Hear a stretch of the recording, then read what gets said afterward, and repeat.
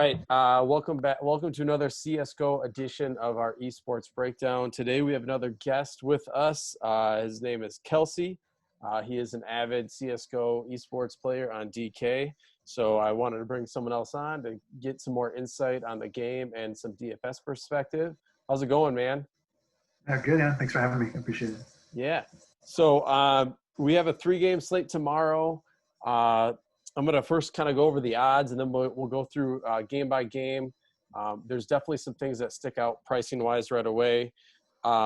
Actually, before we get that, I'm going to ask Kelsey one DFS question on CSGO. What is the most tilting part of CSGO from a DFS perspective? What situation happens similar to like Anthony Davis just like collapsing and being out of the game or hurting his fingernail? Like what happens in CSGO that's really tilting for you as a DFS player?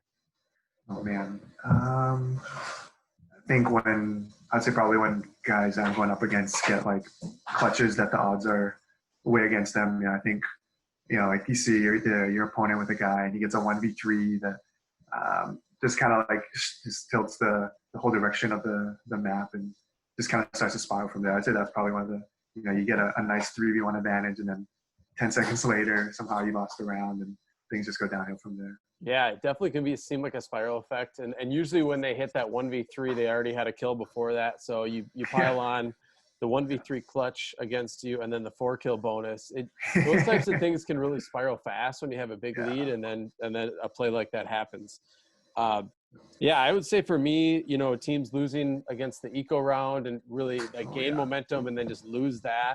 And I get it, 2 pistol shots and then they pick up the weapons anyway. It can really turn into a non-eco round really quick if you can get those first couple kills. But when you are on the team that is going against the eco round, you just feel pretty confident that's going to be another map or round 1 for your team. So, all right, let's move into the slate. We have Vitality in the first matchup against Ninja and Pajamas. They are a -125 favorite, so pretty much a pick 'em. If we do go back to the first thing I want to touch on in this matchup is they played at the end of Road to Rio, and all 3 maps went into overtime, which is pretty incredible. Zywoo played really well in the first and third map and really underperformed at Overpass. So I think he ended up 79 and 64. Shox was 80 and 64. Those are the only 2 that were positive. And then on the NIP side, and Vitality did win that match. On the NIP side, Rez was their best player. Plopsky was actually 57 and 73, which was pretty disappointing. And then Nox 79 and 71. We do have one roster change for NIP. Lekro, somebody that we've kind of liked to target as a cheapie for NIP, is out onto the bench. And they have signed Hampus, who is from Gamer Legion. Again, a lesser competition, so I don't think that we're going to expect the same results that we see with him in Gamer Legion, but 6.8K, I think he's somebody that might gain some ownership just if they're looking at previous stats with other teams. When you see, before we get into this, like a player like Hampus coming from a smaller team, or somebody that hasn't played the same type of competition, how do you weigh the numbers? Because I think Zeppa has been another example of that, like where he's just all of a sudden jumped in playing the Team Liquid and some of these bigger teams, and he's performed really well. But what about someone like Hampus here? Yeah, I think it's hard to like Zeppa is like one extreme of the spectrum, right? Where he somehow comes out and is just crushing top tier teams when he's never really played at that level before. And then you have a lot more commonly, right? Someone comes in, they have great numbers, and then they're the lowest on the team, and which you'd expect. And so I think they kind of have to prove it to me. So like Zeppa is kind of said like, oh, like he's definitely not just your average person, like he's coming out and he's putting up numbers, and his numbers are pretty crazy. I think he's like 1.4, 1.5 KD. Wow. I definitely think he's the exception more than the norm. He started out, I don't remember if it was at Inferno or was that he had an ace in the pistol round. And then they showed him on the camera just like so excited that he could barely sit in his seat. I think Chaos just know that they were like backs were against the wall in every match they were playing against. So anything to be pumped about, I know Zeppa was always excited. So. Yeah. And he's American. I think he was playing Liquid too. So it's like even more, I think even like a bigger deal for him. Yeah, absolutely. All right, so let's go into the builds here. I think Zywoo is going to be really popular at 9,000. Even though Simple being there, I do think people actually try to get both of them in, depending on where they can find value. I just think in close competitive games, Zywoo is one that typically would benefit from getting to 3 maps. As long it's rare that he's going to be at the bottom of any map, even if it's close and competitive and they lose it. So I think if you're rostering Zywoo, it's one player, him and Simple, that you would prefer to go 3 maps. But I think him and maybe Shox is the only other guy I'd consider here for Vitality. What about the NIP side? Is there anybody you're looking at for them? Like you said, I think it is pretty close to a pick 'em, but I think just their prices make it pretty hard to play, as like the dog, if you will, in this matchup. Like Plop is probably cheap compared to Knock, but they're both really expensive. I mean, 400 less than Zywoo is kind of unreasonable. And I think that top 3 all over 8K, I'm probably not going to even sniff them in anything that's not like MME. Yeah, and I think like I would have expected their prices to be in the 7K range, and that's kind of where we've found NIP in the past, because it almost feels like Plop has almost always been their best player, but Knock and Rez have kind of switched take turns. One's performing better than the other. I think long term we do really like Knock better, but we have found them more in the 7K range, which would have made them a lot more appealing on this slate. But like you said, Knock $400 less than Zywoo. I think that answers most of your roster construction questions right there. All right, so and I'm not really going to go down here the values. You're really, I don't know, throwing a dart with your eyes closed with the Vitality players after Shox. So I'll kind of leave it there. Our next matchup here is Navi and Ents. We do have a roster change for Ents, and it's not really a roster change. Well, it's a lineup change. Jampy is replacing Seven, and he's got a really weird situation. He's signed for 2 years, can't play in any major events. So Seven, you would have noticed, was in the Road to Rio lineups, but Jampy is now playing here for the DreamHack Masters tournament. So the pricing is pretty crazy on this. I don't know if they just said, oh, Simple had an okay game today, let's make him cheaper than Alu. But I think for me, Simple is almost a lock at this price, and I think will probably be the most popular player on the slate, as he was today too, but he was $1,000 more, in a tougher matchup. So I think him and Electronic, I think we'll definitely see more than his 40% ownership tomorrow, probably just based on how he performed today. But I think it's definitely worth the ownership at that. It's too cheap. I would have expected him in the mid to high 7s, even maybe low 8 if you figure in the -200 favorite. Anything else you like on the Navi side, or you can take it away on the Ent side? I think probably for Navi, Simple and Electronic are the only places I would go.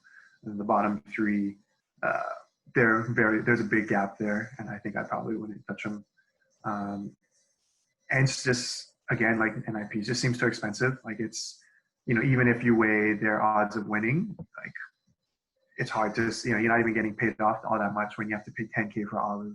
Like if they were closer to NIP's prices, maybe. I mean, obviously Alu has some pretty incredible numbers, and so maybe he couldn't be that cheap. But I think similar to NIP, it's just hard for me to see, just because they're just too expensive, and they're even bigger dogs than NIP are.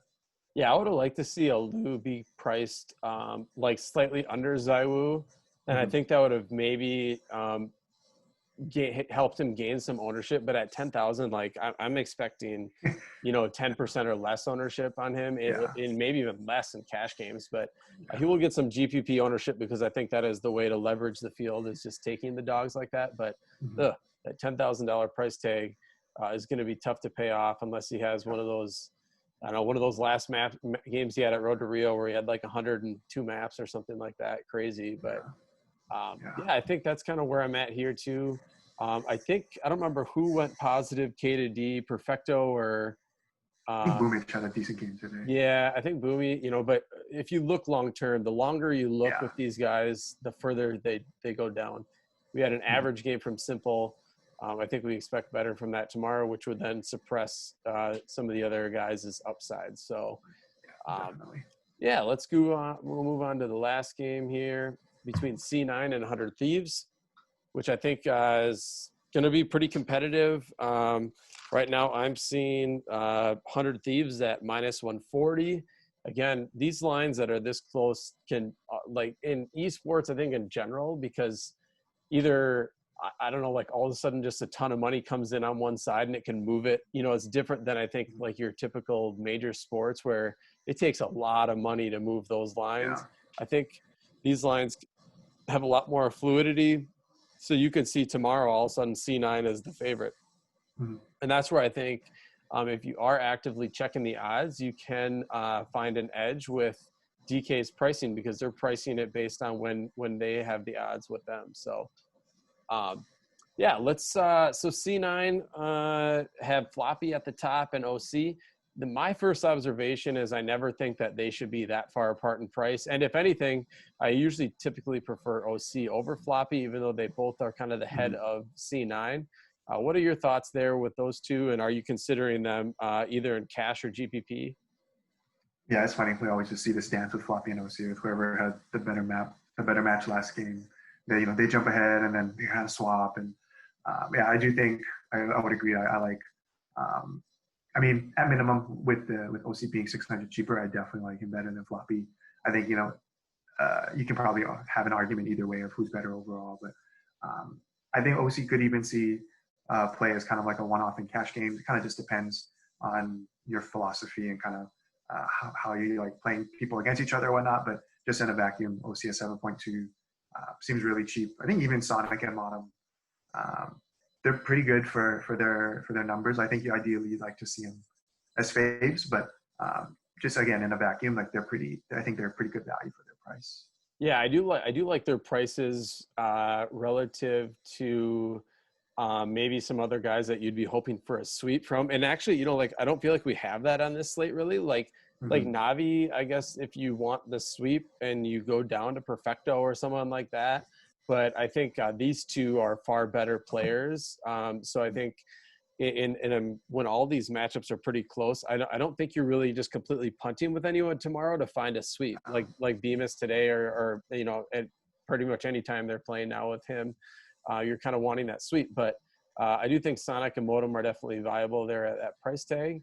100 Thieves. I know you and we know where we like to go here with JKS, and he sometimes doesn't ever seem to get the credit from DK. I don't know why. Gratisfaction always seems to be priced higher than him, or too close for a matter of fact. J-Keem was really tilting yesterday, but he has actually been, probably their second or third best behind, kind of tied with Gratisfaction here. So as coming in as -140 favorites, I assume just like me, JKS is going to be one of your favorite plays for them. But are you considering Gratisfaction, J-Keem, or punting with AZR or Elias? Yeah, I don't think I would punt with AZR and Leos. Like you said, I think we need favorites to be way bigger. Like early stages of ESL Road to Rio, like we're seeing some pretty okay, this team is going to win and they're very, very likely to sweep. And so that's where we can kind of go down. But these maps, especially in NA, like a lot of these, it's hard to see kind of heavy favorites outside of maybe Liquid or Fury against a big dog. But I think I like JKS and JKeem the best. Agreed. I don't know why Gratis is always priced above JKS. It kind of baffles me. But every time we open up the slate, you just see Gratis at the top. And but I think JKS might be my favorite play of the slate, at least in terms of a value. He's just really, really consistent, really solid. They say maybe the best player in Australia and that region, and I don't think I could disagree.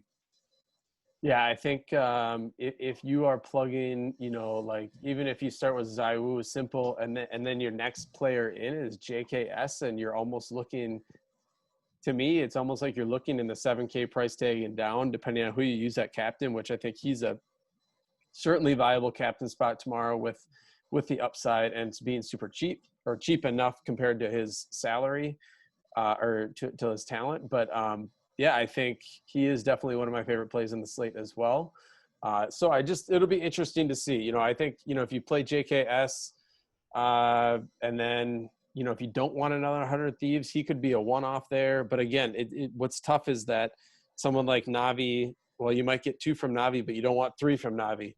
You might want 1 from Vitality, but you don't want 2 or 3. So that's why I think it actually weirdly makes this game viable to take a piece from both sides, because if it is close, even though that does have some negative correlation long term, I do think OC, Floppy, JKS could all 3 be viable in this matchup, even C9 as a dog. So that's kind of my take on this matchup. Is there anything else you want to add before we kind of finish up here?